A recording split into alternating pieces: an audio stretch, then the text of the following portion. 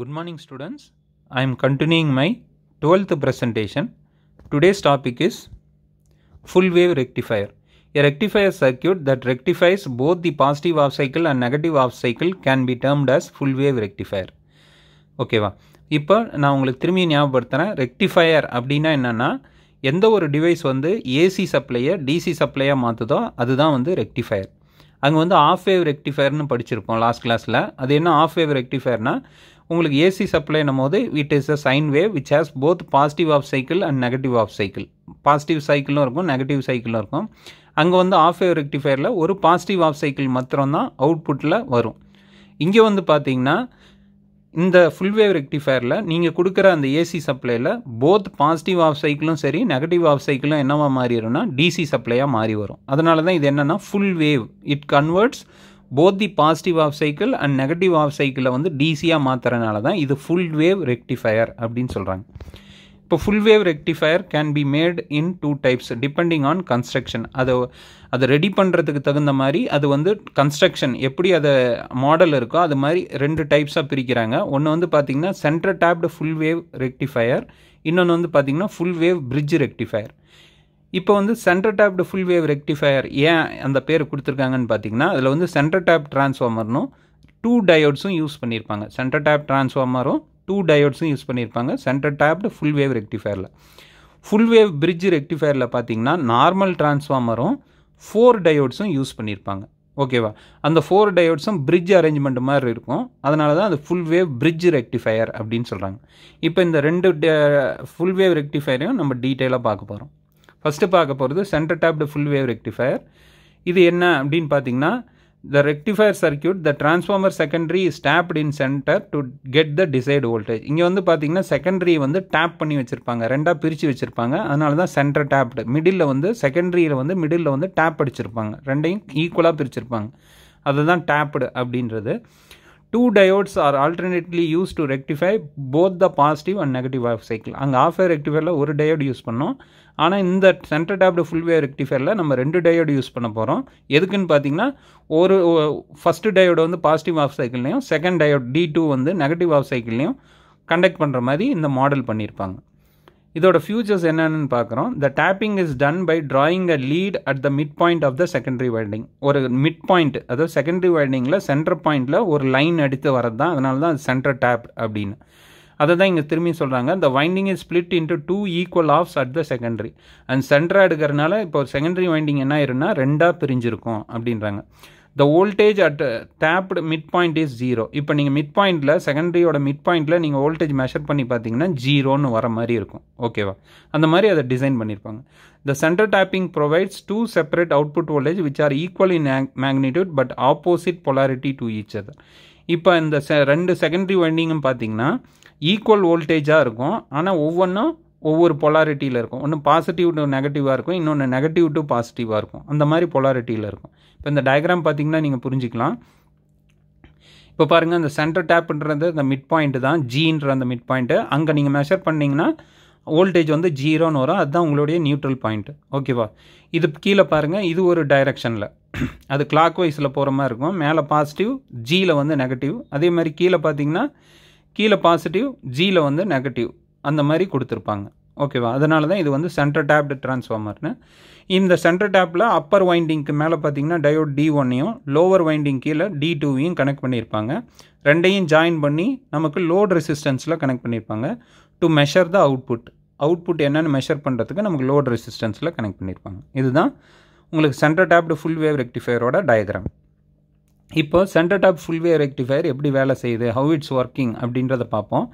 when positive half cycle of the input voltage is applied, ஒரு positive voltage கொடுக்குறீங்க. அப்போ என்ன ஆகுன்னு பார்த்தீங்கன்னா the point M at the transformer secondary become positive with respect to N. இப்போ பார்த்தீங்கன்னா இந்த எம்மில் இருக்கிற அந்த இது வந்து பாசிட்டிவ் ஆகிடுது, இது வந்து என்னன்றது வந்து நெகட்டிவ் ஆகிடுது. ஏன்னா மேலே பாசிட்டிவ் ஆஃப் சைக்கிள்னால மேலே உங்களுக்கு இதாகுது, இது என்னன்றது வந்து நெகட்டிவ் ஆகிடுது அப்படின்னு சொல்கிறாங்க. நெக்ஸ்ட்டு வந்து பார்த்தீங்கன்னா this makes the diode D1 forward biased அப்படின்னு. ஸோ ஆட்டோமேட்டிக்காக இங்கே பாசிட்டிவ் வந்தோடனே இங்கே D1 பார்த்தீங்கன்னா நம்ம ஆனோட் கனெக்ட் பண்ணிடுவோம். ஸோ ஆனோடில் பாசிட்டிவ் வந்த உடனே அது என்ன ஆயிருன்னா கண்டக்ட் பண்ணும். உங்களுக்கு ஆல்ரெடி தெரியும் டயோடு எப்போ வேலை செய்யணும்னா ஃபார்வர்ட் பயஸ் கண்டிஷனில் மட்டும்தான் வேலை செய்யும். ஸோ ஆனோடில் எப்போ பாசிட்டிவ் வருதோ அப்போ டயோட் D1 வந்து வேலை செய்யும். அதே லோவர் எண்டில் பார்த்தீங்கன்னா டயோட் D2ல நமக்கு நெகட்டிவ் வோல்டேஜ் வரும். ஸோ அதனால் அது என்ன ஆகுதுன்னா அது வந்து ரிவர்ஸ் பயஸ் கண்டிஷனில் இருக்கும், அது வேலை செய்யாது. ஸோ மேலே இருக்க D1 வந்து க்ளோஸ்டு சுவிட்சாகவும் டயோட் D2 வந்து ஓப்பன் சுவிட்சாகவும் இருக்கும். ஸோ நீங்கள் கொடுக்கக்கூடிய இன்புட் பாசிட்டிவ் ஆஃப் சைக்கிள் வந்து உங்களுக்கு டயோட் D1 வழியாக போயிட்டு உங்களுக்கு லோட் ரெசிஸ்டன்ஸில் போய் அப்ளை ஆகும். அதை தான் இங்கே சொல்லியிருப்பாங்க. This makes the diode D1 forward Paes, hence the I1 current I1 flows through the load resistor from A to B. The positive off cycles obtained at the output. So நீங்கள் என்ன positive half cycle கொடுக்குறீங்களோ அது வந்து அவுட்புட்டில் கிடைக்கும் அப்படின்னு சொல்கிறாங்க. இப்போ அதை வந்து அனிமேஷனில் பார்க்குறேன் எப்படி வேலை செய்யுதுன்னா, ஒரு பாசிட்டிவ் ஆஃப் சைக்கிள் கொடுக்குறீங்க. அப்போ என்ன ஆகுதுன்னு பார்த்தீங்கன்னா சென்டர் டேப் டிரான்ஸ்ஃபார்மரில் உங்களுக்கு வந்து அப்பர் லேயரில் போகுது அந்த பாசிட்டிவ் ஆஃப் சைக்கிள், அந்த வோல்டேஜ் என்னவோ அது வந்து போகுது. என்ன ரீசன் பார்த்தீங்கன்னா அதுதான் வந்து ஃபார்வர்ட் பயஸ்னால உங்களுக்கு அந்த டயோடு வழியாக பாஸ் ஆகி உங்களுக்கு லோட் ரெசிஸ்டன்ஸில் போய் ஹெல்டப் ஆகுது. கீழே D2 பாருங்கள் ரிவர்ஸ் பயஸு, அதனால் அது ஓப்பன் சுவிட்ச் மாதிரி இருக்குது அப்படின்னு சொல்லியிருக்காங்க. ஸோ நீங்கள் கொடுக்குற பாசிட்டிவ் வோல்டேஜ் என்ன நீங்கள் இன்புட்டில் கொடுக்குறீங்களோ அது அப்படியே உங்களுக்கு அவுட்புட்டில் வருது. அதுதான் உங்களுக்கு அவுட்புட்டில் மென்ஷன் பண்ணியிருக்காங்க, வி அவுட்டில். ஓகேவா, இந்த இடத்துல மென்ஷன் பண்ணியிருக்கேன். நெக்ஸ்ட்டு நெகட்டிவ் ஆஃப் சைக்கிளில் என்ன நடக்குதுன்னு பார்க்குறோம். when the negative off cycle of the input voltage is applied, negative cycle நீங்கள் அப்ளை பண்ணுறீங்க, the point M at the transformer secondary becomes negative with respect to point N.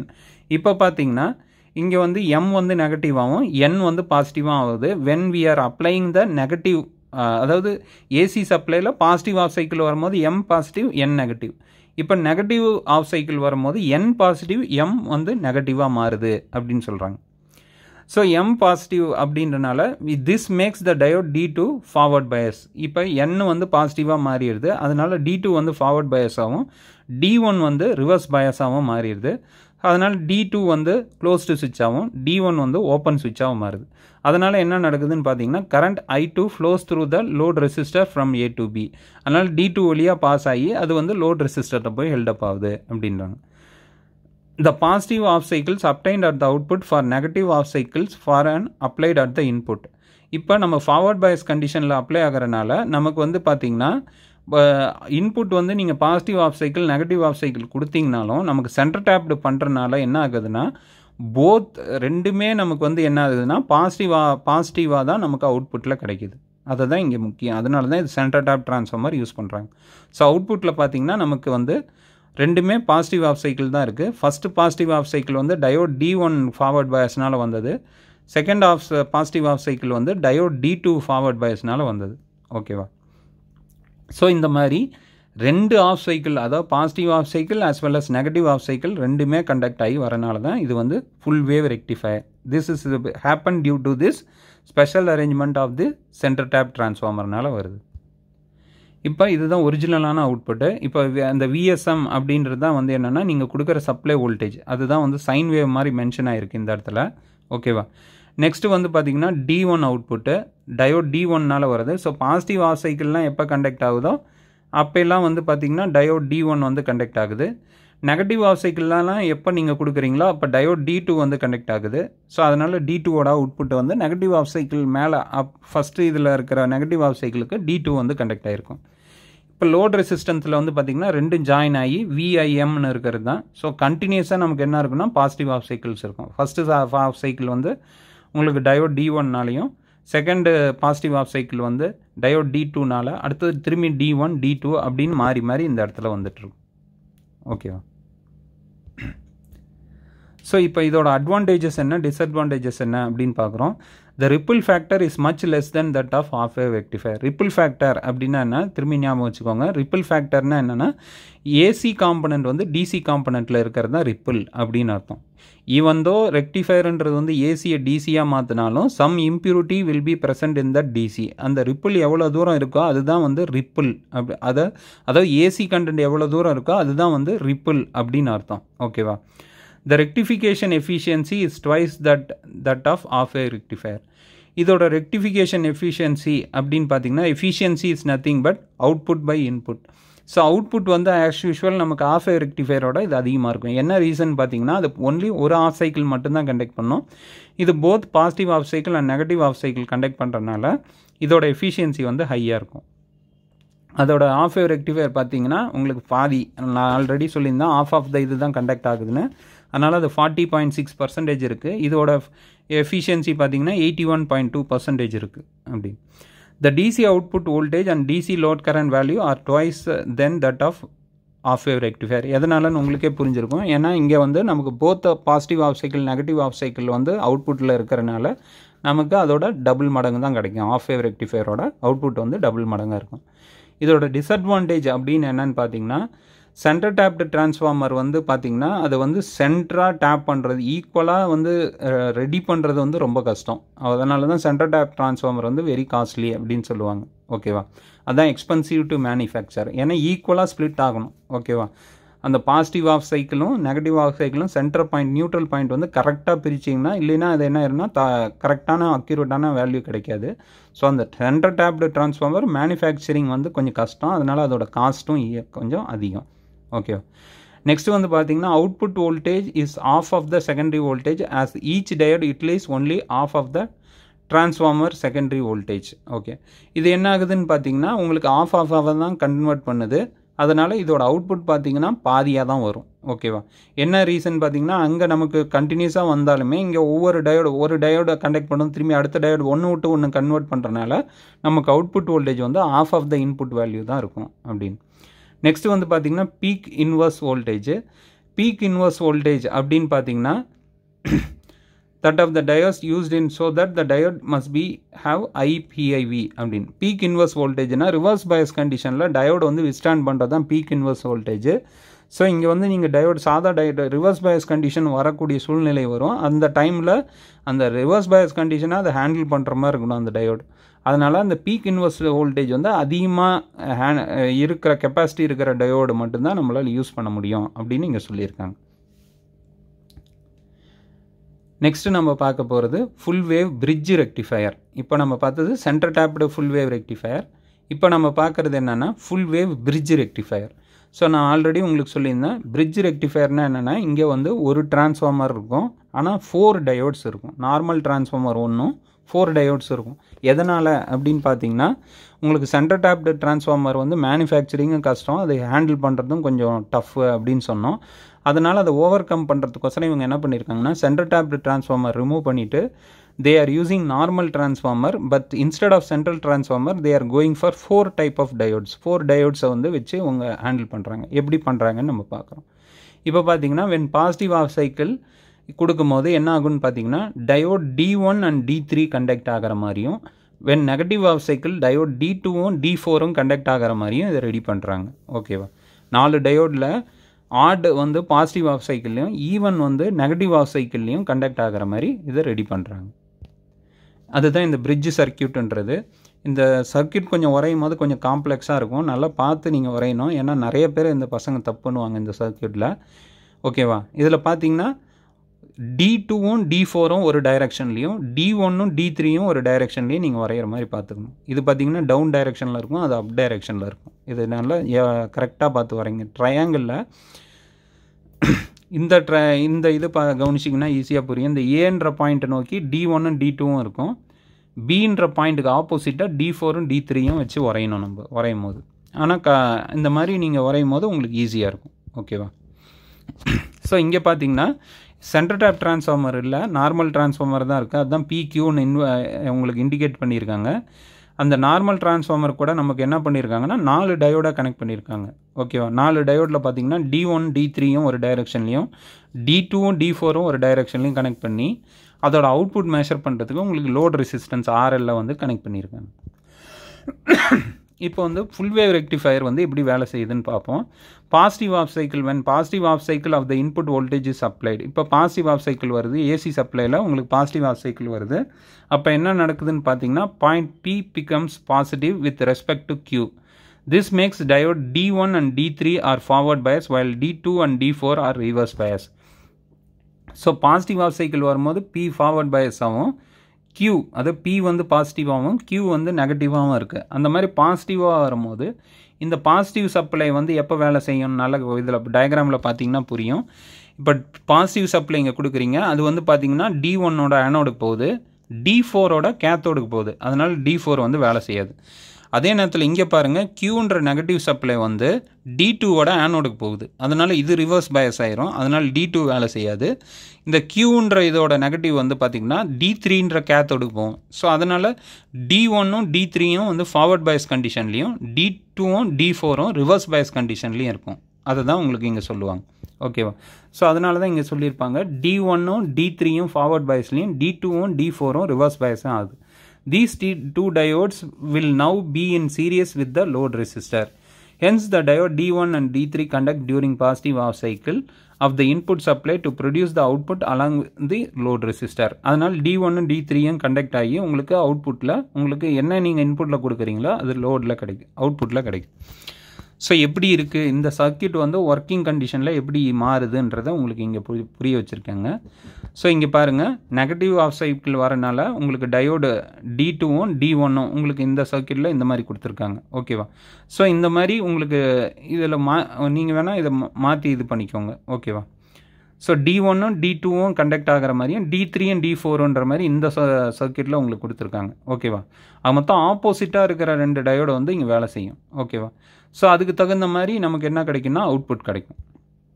இப்போ இங்கே இந்த இதில் பார்த்தீங்கன்னா அனிமேஷனில் பார்த்தீங்கன்னா நான் சொல்ல வரது ஈஸியாக புரிஞ்சுக்குவீங்க.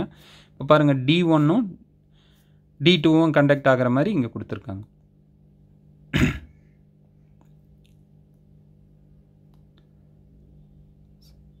ஸோ D1 வழியாக போகுது, அதோட ஆப்போசிட்டில் என்ன டயோடு இருக்கோ அது வழியாக உங்களுக்கு ஒரு இது கிடைக்குது. ஸோ D1ம் D2ம் கண்டக்ட் ஆகுது. ஓகேவா?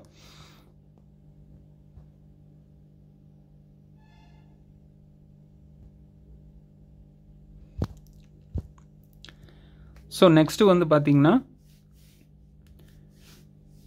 உங்களுக்கு நெகட்டிவ் ஆஃப் சைக்கிளில் என்ன நடக்குது அப்படின்னு பார்த்தீங்கன்னா உங்களுக்கு D3யும் D4ம் கண்டக்ட் ஆகும். ஓகேவா? அதன் மூலிமா நமக்கு என்ன கிடைக்குன்னா அடுத்த ஒரு பாசிட்டிவ் ஆஃப் சைக்கிள் நமக்கு கிடைக்கும். ஈவந்தோ நீங்கள் கொடுக்கறது நெகட்டிவ் வோல்டேஜ் கொடுக்கறதுனால என்ன ஆகும்னு பார்த்தீங்கன்னா உங்களுக்கு P வந்து நெகட்டிவாகவும் Q வந்து பாசிட்டிவாகவும் மாறிடும். அதுக்கு தகுந்த மாதிரி உங்களுக்கு அந்த அவுட்புட் வந்து இந்த வந்து வரும். அதை தான் இங்கே சொல்லியிருப்பாங்க. when negative half cycle of the input is applied, negative கொடுக்கறனால என்ன நடக்குன்னு பார்த்தீங்கன்னா point P becomes negative with respect to Q. ஓகேவா? P வந்து நெகட்டிவாகவும் Q வந்து பாசிட்டிவாக ஆயிரும். அதனால் நமக்கு என்ன நடக்குன்னு கேட்டிங்கன்னா அடுத்த 2 டயோடு வந்து கண்டக்ட் ஆகும். ஓகேவா? ஸோ அந்த மாதிரி hence the diode D2 and D4 conduct during the negative half cycle to produce the output along the load resistor அப்படின்னு சொல்கிறாங்க. The current flows in the same direction as during the positive half cycle of the input. As the two diodes work in order to produce the output, the voltage will be twice the output voltage of the center tapped full wave rectifier. So அங்கே என்ன பிரச்சனைன்னு பார்த்தீங்கன்னா உங்களுக்கு output voltage தான் வந்து பிரச்சனை. அதை double பண்ணுறதுக்கோசரம் தான் இங்கே 2 டயோட்ஸை யூஸ் பண்ணியிருக்காங்க அப்படின்னு இங்கே சொல்கிறாங்க. ஸோ அதோட அனிமேஷன் பார்க்குறோம். நெகட்டிவ் ஆஃப் சைக்கிளில் என்ன நடக்குதுன்னு, நெகட்டிவ் ஆஃப் சைக்கிளில் பார்த்தீங்கன்னா உங்களுக்கு D4ம் D3யும் கண்டக்ட் ஆகுது. ஓகேவா? ஸோ நீங்கள் இதை எப்படி வேணாலும் நம்ம தான் நம்பரிங் கொடுக்குறோம். ஓகேவா? ஸோ நீங்கள் எப்படி வேணாலும் இதை ஞாபகம் வச்சுக்கலாம். அதாவது D1 D3ன்னு வச்சுக்கலாம், இல்லைன்னா வந்து D1 D2 D3 D4 அப்படின்னு உங்களுக்கு ஈஸியாக எந்த மாதிரி புரியுதோ அந்த மாதிரி ஞாபகம் வச்சுக்கலாம். அதுக்கு மொத்தம் எந்த டயோடு கண்டக்ட் பண்ணுதுன்ற மட்டும்தான் உங்களுக்கு முக்கியம். நீங்கள் கொடுக்குற சப்ளை வந்து பாசிட்டிவ் வோல்டேஜ் வந்து ஆனோடுக்கு போச்சுன்னா அந்த டயோடு வேலை செய்யும். நீங்கள் கொடுக்குற சப்ளை வந்து நெகட்டிவ் வந்து கேத்தோடு போச்சுன்னா அந்த டயோடு வந்து வேலை செய்யும். அதை மட்டும் ஞாபகம் வச்சுக்கோங்க. ஓகே. ஸோ இதனால் நமக்கு என்னென்ன ஆகுதுன்னு பார்த்தீங்கன்னா both positive half cycle and negative half cycle நமக்கு வேலை செய்யுது. ஸோ அதை தான் இங்கே சொல்லியிருப்பாங்க அவுட்புட் வேவ் ஃபார்மில். ஸோ நீங்கள் ஏசி சப்ளை வந்து சைன் வேவ் கொடுத்தாலும் ஃபஸ்ட்டு வந்து பார்த்திங்கன்னா D1 D3 வேலை செய்கிறனால நமக்கு ஒரு பாசிட்டிவ் ஆஃப் சைக்கிள் கிடைக்குது. அடுத்தது உங்களுக்கு D2 D4 வேலை செய்கிறனால நமக்கு அதுக்கு ஒரு பாசிட்டிவ் ஆஃப் சைக்கிள் கிடைக்குது. ரெண்டையும் கம்பைன் பண்ணி பார்க்கும்போது நமக்கு டோட்டலாக கண்டினியூஸ் பாசிட்டிவ் ஆஃப் சைக்கிள்ஸ் நமக்கு கிடைக்குது. இப்போ இதில் சில முக்கியமான இதெல்லாம் பார்க்குறோம். ஃபஸ்ட்டு பார்க்க போகிறது என்னென்னா பீக் இன்வர்ஸ் வோல்டேஜ். ஓகேவா? பீக் இன்வர்ஸ் வோல்டேஜ் அப்படின்னா என்னென்னா எவ்வளோ அதோட வித்ஸ்டாண்ட் பண்ணுற வோல்டேஜ் என்ன அப்படின்னு பார்க்குறோம். இதில் பார்த்தீங்கன்னா நமக்கு 2 டயோடு யூஸ் பண்ணுறனால இதோட பீக் இன்வர்ஸ் வோல்டேஜ் வந்து அதிகமாக இருக்கும். அதுதான் Vmax அப்படின்னு. ஏன்னா ரொம்ப ஸ்ட்ராங்காக, அதனால் 2 டயோடு நமக்கு ரிவர்ஸ் பயஸ் கண்டிஷனில் இருக்கனால ஸ்ட்ராங்காக இருக்கும். அதனால தான் இது வந்து Vmax வந்து அதாவது அதிகம் அப்படின்றது தான் Vmax அப்படின்னு இண்டிகேட் பண்ணியிருப்பாங்க. Next RMS value, root mean square value அப்படின்னு பார்த்தீங்கன்னா உங்களுக்கு அங்கே வந்து பார்த்தீங்கன்னா Vm/2 அப்படின்னு போட்டிருப்போம். இங்கே வந்து பார்த்தீங்கன்னா VRMS வேல்யூ வந்து பார்த்தீங்கன்னா Vm டிவைடட் பை √2 அப்படின்னு ஞாபகம் வச்சுக்கோங்க. ஓகேவா? நெக்ஸ்ட் வந்து பார்க்குறோம் ரிப்பிள் ஃபேக்டர். ரிப்பிள் ஃபேக்டர் அப்படின்னா என்னென்னா ஏசி கண்டென்ட் எவ்வளோ இருக்குது அப்படின்னு பார்க்குறோம். So RMS value of the full wave rectifier அப்படின்றது Vm/√2 அப்படின்னு பார்க்குறோம். அதோட ஆவரேஜ் வோல்டேஜ் அப்படின்னு எடுத்துக்கிட்டிங்கன்னா 2Vm/π. ஓகேவா? ஸோ இதை ரெண்டையும் நம்ம டிவைட் பண்ணுவோம். ஓகேவா? அதாவது Vm/√2 டிவைடட் பை 2Vm/π இது ரெண்டையும் டிவைட் பண்ணும்போது நமக்கு ஒரு வேல்யூ கிடைக்கும். அதுதான் என்னன்னு பார்த்தீங்கன்னா 0.48 அப்படின்னு. இன்கேஸ் உங்களுக்கு இந்த கால்குலேஷன் புரியலனாலும் இந்த வேல்யூ மட்டும் ஞாபகம் வச்சுக்கோங்க, 0.48 அப்படின்றது. நெக்ஸ்ட் வந்து efficiency. It's nothing but output by input. So output வந்து நமக்கு டிசி, இன்புட் வந்து ஏசி. ஸோ அது மூலிமா நமக்கு கிடைக்கிறது வந்து பார்த்திங்கன்னா 81.0%. அங்கே வந்து நமக்கு ரொம்ப கம்மியாக இருந்தது. அங்கே ரிப்பிள் ஃபேக்டர் பார்த்திங்கன்னா 1.21 அப்படின்னு பார்த்துருப்போம். இங்கே வந்து பார்த்திங்கன்னா 0.48 தான், அதோட ஆஃப் தான் இருக்குது. ஓகேவா? அதே நேரத்தில் எஃபிஷியன்சி பார்த்திங்கன்னா அங்கே 40% தான் பார்த்துருப்போம். இங்கே டபுள் மடங்கு இருக்குது, 81.0% இருக்குது. இப்போ நெக்ஸ்ட் நம்ம பார்க்க போகிறது என்னென்னா, நம்ம ஆல்ரெடி சொல்லியிருந்தோம் ரிப்பிள்ஸ் இருக்குது, அதாவது அவுட்புட் வோல்டேஜில் நமக்கு வந்து ரிப்பிள் இருக்குது, அதாவது ஏசி காம்பனண்ட் இருக்குது அப்படின்னு சொல்லிட்டு. ஸோ அதனால் என்ன பண்ணுவாங்கன்னா, அதை ரிமூவ் பண்ணுறதுக்கு ஒரு கெப்பாசிட்டர் யூஸ் பண்ணுவாங்க. அந்த ரிப்பிள்ஸை ரிமூவ் பண்ணுறதுக்கு ஒரு கெப்பாசிட்டர் யூஸ் பண்ணுவாங்க. அது என்ன பண்ணுதுன்னு இதை நீங்கள் கவனிச்சிங்கன்னா ஈஸியாக புரியும். ஸோ அந்த what is the use of that capacitor means that capacitor will act as a filter. So அது என்ன பண்ணுது அப்படின்ட்டு பார்க்கலாம்.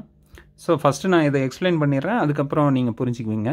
த pulsating DC output obtained across the load resistor of the full wave rectifier contain small ripples. அதாவது AC component இருக்குது, அதனால தான் small ripples அப்படின்றாங்க. ஓகேவா? To reduce these ripples a filter is used at the output is as a capacitor filter. ஒரு filter வந்து use பண்ணுறாங்க. அது என்னன்னு பார்த்தீங்கன்னா இங்கே வந்து கெப்பாசிட்டரை ஃபில்டராக யூஸ் பண்ணுறாங்க. இப்போ இந்த கெப்பாசிட்டர் என்ன பண்ணணும்னு பார்த்தீங்கன்னா, when the output voltage of the full wave bridge rectifier is maximum, output voltage அதிகமாக இருக்கும்போது கெப்பாசிட்டர் என்ன பண்ணுன்னா சார்ஜ் பண்ணி வச்சுக்கும். நம்ம ஆல்ரெடி சொன்னோம் கெப்பாசிட்டரோட வேலையை என்னென்ன பண்ணுன்னா, வரக்கூடிய ஒரு சப்ளையை வந்து அது என்ன பண்ணுன்னா சார்ஜ் பண்ணி வச்சுக்கும். ஒரு ஸ்டோரேஜ் டிவைஸ் மாதிரி, பவர் பேங்க் மாதிரி கெப்பாசிட்டர் வந்து சார்ஜ் பண்ணி வச்சுக்கும். அதே நேரத்தில் அதுக்கு வரக்கூடிய சப்ளை வோல்டேஜ் வந்து குறையும் போது என்ன பண்ணுன்னா டிஸ்சார்ஜ் பண்ணும். அதே வேலை தான் இங்கே இந்த கெப்பாசிட்டர் ஃபில்டர் கெப்பாசிட்டர் பண்ண போது. ஸோ வரக்கூடிய பிரிட்ஜ் ரெக்டிஃபயரோட அவுட்புட் வந்து அதிகமாக இருக்கும்போது இது என்ன பண்ணுன்னா கெப்பாசிட்டர் சார்ஜ் பண்ணி வைக்கும். எப்போ அதோட இன்புட் வோல்டேஜ் குறையுதோ அப்போ என்ன பண்ணுன்னா தனக்கிட்ட இருக்கிற சார்ஜை வந்து டிஸ்சார்ஜ் பண்ணும். திரும்பி எப்போ அதிகமாகுதோ திரும்பி அதை சார்ஜ் பண்ணும், டிஸ்சார்ஜ் பண்ணும். ஸோ கெப்பாசிட்டர் பார்த்திங்கன்னா கண்டினியூஸாக சார்ஜ் பண்ணும், அதே நேரத்தில் டிஸ்சார்ஜ் பண்ணும். இந்த மாதிரி இது வேலை செய்யும். The voltage across the load will reduce little because the next peak voltage occurs instantaneously to charge the capacitor. So அது மாதிரி இந்த கெப்பாசிட்டர் டிஸ்சார்ஜிங் நடக்கும். ஸோ கண்டினியூஸாக இந்த சார்ஜிங் டிஸ்சார்ஜிங் வந்து எதனாலன்னு பார்த்தீங்கன்னா திரும்பியும் நமக்கு கண்டினியூஸ் பாசிட்டிவ் ஆஃப் சைக்கிள் வந்துகிட்டே இருக்கிறனால நமக்கு ஈஸியாக கெப்பாசிட்டர் சார்ஜ் ஆகிட்டே இருக்கும் அப்படின்றத இங்கே சொல்லியிருக்காங்க. So output wave form without ripples is obtained அப்படின்னு சொல்கிறாங்க இந்த கெப்பாசிட்டர். இப்போ இந்த டயக்ராம் வச்சு பார்த்தீங்கன்னா புரியும். இப்போ பாருங்கள், நமக்கு இங்கே இந்த பிங்க் கலரில் கொடுத்துருக்காங்கிறது தான் ஒரிஜினல் அவுட்புட்டு. ஓகேவா? உங்களுக்கு பாசிட்டிவ் ஆஃப் சைக்கிள் கண்டினியூஸாக இருக்குது. இப்போ நீங்கள் ஒரு கெப்பாசிட்டர் போகிறதுனால என்ன நடக்கும்னு பார்க்குறது தான் உங்களுக்கு ரைட் ஹேண்ட் சைடில் இந்த இடத்துல உங்களுக்கு கொடுத்துருக்காங்க. ஸோ இங்கே பார்த்தீங்கன்னா உங்களுக்கு பாருங்கள் ஒரு சார்ஜிங் பீரியட். ஓகேவா? எப்போ அது வந்து இந்த விடிசி, அதாவது உங்களுக்கு விடிசி மீன் விடிசிலேருந்து பீக் விபி வரைக்கும் பாருங்கள் சார்ஜ் ஆகுது கெப்பாசிட்டர். திரும்பி அந்த திரும்பி கீழே இறங்கும் போது என்ன பண்ணுதுன்னு பார்த்தீங்கன்னா கெப்பாசிட்டர் வந்து டிஸ்சார்ஜ் பண்ணுது. அதனால தான் டிஸ்சார்ஜிங் பீரியட் அப்படின்னு போட்டிருக்காங்க. எப்போ அது கீழே அந்த வேவ் ஃபார்ம் வந்து பாசிட்டிவ் ஆஃப் சைக்கிள் வந்து கீழே நோக்கி போகுதோ, அதாவது 0 நோக்கி போகுதோ, அப்போ பாருங்கள் கெப்பாசிட்டர் வந்து டிஸ்சார்ஜ் பண்ணுது. டிஸ்சார்ஜ் பண்ண அதோட கெப்பாசிட்டரோட இது வந்து குறைஞ்சிட்டே வருது. ஓகேவா? திரும்பி என்ன ஆகுதுன்னா அது குறைஞ்சிட்டே நெக்ஸ்ட் சைக்கிள் வருது. நெக்ஸ்ட் சைக்கிளுக்கு வரும்போது பார்த்தீங்கன்னா திரும்பியும் உங்களுக்கு வந்து சார்ஜ் ஆகுது. இந்த இடத்துல பாருங்கள், திரும்பியும் இந்த இடம் வந்து பார்த்திங்கன்னா பாசிட்டிவ் ஆஃப் சைக்கிள் வந்துடுது. ஸோ திரும்பியும் நமக்கு சார்ஜ் ஆகுது. ஓகேவா? திரும்பியும் இந்த இடம் பாருங்கள், இது வந்து கெப்பாசிட்டர் டிஸ்சார்ஜ் ஆகுது. இந்த இடம் திரும்பியும் இந்த இடம் பாருங்கள் சார்ஜ் ஆகுது. ஸோ இந்த மாதிரி சார்ஜிங் டிஸ்சார்ஜிங்னு வருது. ஸோ எப்போல்லாம் வந்து இங்கே பாருங்கள் இந்த ஹை வோல்டேஜ் வரும்போது கெப்பாசிட்டர் இந்த இடம் வந்து சார்ஜ் ஆகுது, இந்த நீளமாக வருது டிஸ்சார்ஜ், திரும்பி இந்த இடம் சார்ஜ் ஆகுது, இந்த இடம் டிஸ்சார்ஜ் ஆகுது, இந்த இடம் சார்ஜ் ஆகுது, இந்த இடம் டிஸ்சார்ஜ் ஆகுது. ஸோ இந்த மாதிரி எப்போல்லாம் நெகட்டிவ் நோக்கி, அதாவது மேக்ஸிமம் வேல்யூ வரும்போது கெப்பாசிட்டர் சார்ஜ் பண்ணிக்குது, அதே நேரத்தில் லோவான வேல்யூ வரும்போது நமக்கு டிஸ்சார்ஜ் பண்ணுது. ஓகேவா? ஸோ இந்த மாதிரி கெப்பாசிட்டர் என்ன பண்ணுன்னா உங்களுக்கு இருக்கிற ரிப்பிள்ஸை ரிமூவ் பண்ணிவிட்டு உங்களுக்கு என்ன ஆகும்னா ஒரு ஸ்ட்ரைட் லைன் மாதிரி உங்களுக்கு அவுட்புட் கொடுக்கும். ஓகேவா? ஸோ இப்போ இதோட அட்வான்டேஜஸ் என்னென்னு அப்படின்னு பார்க்குறோம். The center tapped transformer is not required. So already பார்த்தோம் நமக்கு சென்டர் டேப் டிரான்ஸ்ஃபார்மர்னால் கொஞ்சம் விலை ஜாஸ்தின்னு. ஸோ இந்த ஃபுல் வேவ் பிரிட்ஜ் ரெக்டிஃபயரில் நமக்கு சென்டர் டேப் டிரான்ஸ்ஃபார்மர் தேவையில்லை அப்படின்னு. அப்புறம் இதோட எஃபிஷியன்சி வந்து அதிகம். என்ன ரீசன் பார்த்தீங்கன்னா we are using 2 diodes. ஓகேவா? அதாவது இன்புட் ஃபார்வர்ட் பாய்ஸ் கண்டிஷனில் D1 D3யும் D2 D4 அப்படின்னு 2 டயோட்ஸ் வந்து கண்டக்ட் ஆகிறதுனால நமக்கு என்ன ஆகுதுன்னு பார்த்தீங்கன்னா எஃபிஷியன்சி வந்து அதிகமாக கிடைக்கும் அப்படின்றாங்க. The output waveform is continuous and ripple factor is less. ஓகேவா? ரிப்பிள் ஃபேக்டர் வந்து நமக்கு கம்மியாக இருக்கும். என்ன ரீசன்னா நம்ம வேணும்னா கெப்பாசிட்டர் கூட யூஸ் பண்ணிக்கலாம். அதனால் நமக்கு ரிப்பிள்ஸ் வந்து மற்ற இதை கம்பேர் பண்ணும்போது நமக்கு இதில் கம்மியாக இருக்கும் அப்படின்னு சொல்கிறாங்க. இதோட டிஸ்அட்வான்டேஜ் பார்த்தீங்கன்னா 4 டயோடு யூஸ் பண்ணுறோம். ஸோ இதோட உரையிறதும் சரி, இதை நீங்கள் கனெக்ஷன் லேபில் இந்த எக்ஸ்போனண்ட் இருக்குது, நீங்கள் கனெக்ஷன் பண்ணும்போதும் பார்த்தீங்கன்னா ரொம்ப கன்ஃபியூஷனாக இருக்கும். ஏன்னா நீங்கள் கேத்தோட ஆனோட வந்து ப்ராப்பராக கனெக்ட் பண்ணணும். இல்லைன்னா என்ன ஆயிருன்னு பார்த்தீங்கன்னா உங்களுக்கு டயோட்ஸோட கண்டிஷன் எல்லாமே மாறி போயிடும். அதனால தான் அதோட மேக்கிங் ஆஃப் த சர்க்யூட் வந்து ரொம்ப காம்ப்ளெக்ஸ் அப்படின்னு சொல்லுவாங்க. The value of the diode used should be precise. அதாவது 4 டயோடு யூஸ் பண்ணாலும் 4 டயோடும் வந்து ஒரே மாதிரியான டயோடு தான் இருக்கும். மாறி மாறி நம்ம யூஸ் பண்ணக்கூடாது. ஒரே மாதிரி ஒரே வேல்யூ உள்ள டயோடு தான் நம்ம யூஸ் பண்ணணும். அப்போ தான் நமக்கு கரெக்டான அவுட்புட்டில் கிடைக்கும் அப்படின்னு. ஈவன் தோ நமக்கு ஃபுல் வேவ் ரெக்டிஃபயர் டிசி கொடுத்தாலும் நமக்கு என்ன இதில் பிரச்சனைன்னு பார்த்தீங்கன்னா சம் ரிப்பிள்ஸ் இருக்குது அப்படின்னு. ஸோ டிசினா வந்து உங்களுக்கு ஸ்ட்ரெயிட் லைன் தான் டிசி, ஏசினா உங்களுக்கு சைன் வேவு, டிசினா ஸ்ட்ரெயிட் லைன் தான் டிசின்னு அர்த்தம். ஈவன் தோ நீங்கள் கெப்பாசிட்டர் போட்டாலும் இங்கே பாருங்கள் நமக்கு ஸ்ட்ரெயிட் லைன் கிடைக்கல. ஒரு இதுவும் ஒரு அப்பர் வேல்யூ போயிட்டு தான் உங்களுக்கு லோவாகுது. ஓகேவா? ஸோ அதனால தான் இது வந்து ஒரு ரிப்பிள்ஸோடு இருக்குது அப்படின்னு உங்களுக்கு சொல்கிறாங்க. நெக்ஸ்ட் இதோட அப்ளிகேஷன் பார்க்குறோம். Full wave bridge rectifier is use to detect amplitude of the modulating radio signal. இதோட ஆம்ப்ளிடியூட் கண்டுபிடிக்கிறதுக்கு இந்த full wave bridge rectifier use பண்ணுறாங்க. ஆம்ப்ளிடியூட்னா அதோட அவுட்புட் வோல்டேஜ். ஓகேவா? அதோட வோல்டேஜ் எவ்வளோ, மேக்ஸிமம் வோல்டேஜ் எவ்வளோ அப்படின்னு ஃபைன் பண்ணுறதுக்கு இந்த ஃபுல் வேவ் பிரிட்ஜ் ரெக்டிஃபயரை யூஸ் பண்ணுறாங்க. Bridge rectifier circuits are also used to supply steady and polarized DC voltage in electrical welding. ஒரு கான்ஸ்டன்டான வோல்டேஜ் யூஸ் பண்ணுறதுக்கு இந்த இதை ஃபுல் வேவ் பிரிட்ஜ் ரெக்டிஃபயரை யூஸ் பண்ணுறாங்க. ஓகேவா? நெக்ஸ்ட் வந்து பார்த்தீங்கன்னா bridge rectifier circuits are widely used in power supply for various application. They are capable of converting high AC voltage into low DC voltage. இது வந்து ஏசியாக டிசியாக மாற்றுறதுனால, ஏசி வந்து டிசியாக மாற்றுறதுனால நிறைய பவர் சப்ளை அப்ளிகேஷன்ஸ்க்கு வந்து யூஸ் பண்ணலாம் அப்படின்னு சொல்கிறாங்க. நெக்ஸ்ட் வந்து பாருங்கள், full wave rectifier are also used for powering up the device which work on DC voltage like motor and LED அப்படின்னு. நெக்ஸ்ட் வந்து பார்த்திங்கன்னா இது வந்து டிசி வோல்டேஜ் எல்லாம் எங்கே அக்யூரேட்டாக தேவைப்படுதோ லைக் மோட்டாரு எல்இடிக்கெல்லாம் இந்த ஃபுல் வேவ் ரெக்டிஃபயரை யூஸ் பண்ணலாம் அப்படின்றாங்க. நெக்ஸ்ட் வந்து பார்த்திங்கன்னா this rectifier circuit is used more then other rectifier circuit due to its huge number of advantages over others அப்படின்னு. ஸோ இந்த ஃபுல் வேவ் பிரிட்ஜ் ரெக்டிஃபயர் தான் அதிகமாக யூஸ் பண்ணுவாங்க. என்ன ரீசன் பார்த்தீங்கன்னா இதோட ரிப்பிள் ஃபேக்டராக இருக்கட்டும், இதோட அவுட்புட் வோல்டேஜாக இருக்கட்டும், எல்லாமே நமக்கு நல்லா இருக்கும், எல்லாமே ஸ்ட்ராங்காக இருக்கிறதுனால இந்த ஃபுல் வேவ் பிரிட்ஜ் ரெக்டிஃபயர் தான் நமக்கு அதிகமாக யூஸ் பண்ணுவாங்க அப்படின்னு சொல்கிறாங்க. இப்போ கம்பேரிசன் கொடுத்துருக்காங்க. கம்பேரிசன் நிறையா உங்களுக்கு கொடுத்துருக்கேன். இதில் வந்து பேசிக்காக வந்து உங்களுக்கு தெரிஞ்ச வேண்டியது இன்புட் ரிப்பிள் ஃபேக்டரும் ஆர்எம்எஸ் வேல்யூ. ஓகேவா? டிசி வோல்டேஜ் இதெல்லாம் தெரிஞ்சால் உங்களுக்கு போதும். ஓகேவா? ஸோ ஃபஸ்ட்டு பாருங்கள், உங்களுக்கு டயோட்ஸ் வந்து ஆஃப் வேவ் ரெக்டிஃபயரில் ஒரு டயோடு யூஸ் பண்ணுறாங்க. சென்டர் டேப்டு ஃபுல் வேவ் ரெக்டிஃபயரில் 2 டயோடு, பிரிட்ஜ் ஃபுல் வேவ் ரெக்டிஃபயரில் 4 டயோடு யூஸ் பண்ணுறாங்க. சென்டர் டேப்பிங் இருக்கான்னா இதில் மற்ற ரெண்டுலேயுமே கிடையாது. சென்டர் டேப் டிரான்ஸ்ஃபார்மரில் இருக்குது, செகண்டரி டிரான்ஸ்ஃபார்மரில் சென்டர் டேப்பிங் இருக்குது. இந்த பீக் இன்வர்ஸ் வோல்டேஜ் பார்த்திங்கன்னா நமக்கு வந்து பார்த்திங்கன்னா மற்ற இதில் வந்து விஎம் தான் இருக்கும், இதில் 2 VMன்னு இருக்கும். ரீசன் என்னென்னா நம்ம சென்டர் டேப்டு டிரான்ஸ்ஃபார்மர் யூஸ் பண்ணுறதுனால நமக்கு டபுளிங்காக கிடைக்கும் பீக் இன்வர்ஸ் வோல்டேஜ் அப்படின்னு. மேக்ஸிமம் எஃபிஷியன்சி பார்த்திங்கன்னா இதில் 40.6 தான் வரும். ஏன்னா அவுட்புட் வந்து ஒரு ஆஃப் சைக்கிள் தான் கண்டக்ட் ஆகும், மற்ற ரெண்டு ஆஃப் சைக்கிளும் கண்டக்ட் பண்ணுறதுனால நமக்கு வந்து 81.2 இருக்கும். நெக்ஸ்ட்டு வந்து பார்த்திங்கன்னா ripple factor. So ripple factor வந்து பார்த்திங்கன்னா இதில் 1.21, இதில் வந்து பார்த்திங்கன்னா 0.48, அதுவும் 0.48. ஓகேவா? இதை தான் முக்கியமான கம்பேரிசன் இதில் சொல்கிறது. ஸோ இதோட நமக்கு வந்து இந்த ஃபுல் வேவ் பிரிட்ஜ் ரெக்டிஃபயரோட நமக்கு ரெக்டிஃபயர்ன்ற டாபிக் முடிச்சுக்கிறோம். ஸோ நான் இது வரைக்கும் பார்த்திங்கன்னா நமக்கு ஃபஸ்ட் யூனிட் இதோட முடியுது. ஓகேவா? ஸோ இந்த ஃபஸ்ட் யூனிட்டில் முக்கியமான வெரி வெரி இம்பார்ட்டன்ட் கொஸ்டின் அப்படின்னு பார்த்தீங்கன்னா பிஎன் ஜங்ஷன் டயோடு வெரி அது வந்து அதிகமாக உங்களுக்கு 12 மார்க்ஸ் 16 மார்க்ஸ் கொஸ்டினில் அது வரும். PN junction diode which is அது பிஎன் ஜங்ஷன் டயோடு வந்து கேட்பாங்க. ஓகேவா? 10 மார்க் 12 மார்க்ஸில் கேட்பாங்க. நெக்ஸ்ட்டு வந்து பார்த்திங்கன்னா ஜீனார் டயோடு வந்து எப்படி கேட்பாங்கன்னு பார்த்தீங்கன்னா ஜீனார் diode as voltage regulator. Explain Zener diode full condition with voltage regulator ஓட கேட்பாங்க. நெக்ஸ்ட்டு வெரி இம்பார்ட்டன்ட் கொஸ்டின் பார்த்தீங்கன்னா இந்த பிரிட்ஜ் ரெக்டிஃபயர். இந்த பிரிட்ஜ் ரெக்டிஃபயரை வித் கெப்பாசிட்டர் ஃபில்டரோட தான் கேட்பாங்க. மேக்ஸிமம் வந்து உங்களுக்கு கம்பேரிட்டிவாக பார்த்தா ஆஃப் வேவ் ரெக்டிஃபயர்னால் உங்களுக்கு 6 மார்க்ஸில் கேட்பாங்க. ஃபுல் வேவ் ரெக்டிஃபயர் வந்து பார்த்திங்கன்னா உங்களுக்கு 16 மார்க்ஸில் கேட்பாங்க. ஓகேவா? ஸோ இதோட உங்களுக்கு நம்ம ஃபஸ்ட் யூனிட் கம்ப்ளீட் பண்ணிக்கிறோம். நெக்ஸ்ட்டு வந்து நான் உங்களுக்கு தேர்ட் யூனிட் எடுக்கலான் இருக்கேன். That is digital electronics. ஓகேவா? ரிகார்டிங் இந்த டிஜிட்டல் எலக்ட்ரானிக்ஸை பற்றி வர அந்த டாப்பிக்கு அது வந்து நம்ம தேர்ஸ்டேலேருந்து நம்ம கண்டினியூ பண்ணிக்கலாம். ஓகேப்பா. இப்போ எடுத்ததில் உங்களுக்கு ஏதாவது டவுட்ஸ் இருக்குது அப்படின்னா கமெண்ட் செக்ஷனில் கேளுங்க. தேங்க்ஸ்ப்பா.